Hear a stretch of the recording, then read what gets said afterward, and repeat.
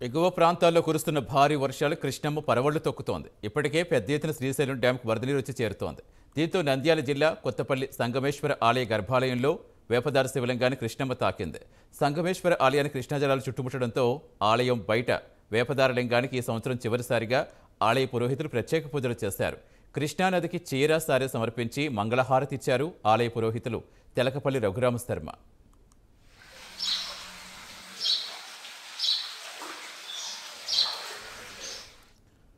ప్రపంచంలో 7 నదులు ఒకే చోట కలిసిన ఏకైక ప్రదేశం సంగమేశ్వరం. ఈ నదులన్నీ కలిసి జ్యోతిర్లింగం, అష్టాదశ శక్తిపీఠమైన శ్రీశైలం పుణ్యక్షేత్రాన్ని తాగుతూ చివరికి సముద్రంలో కలుస్తాయి.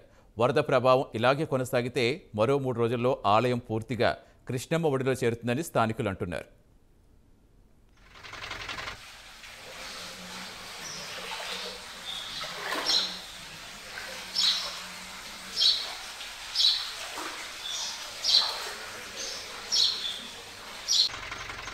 సంగమేశ్వర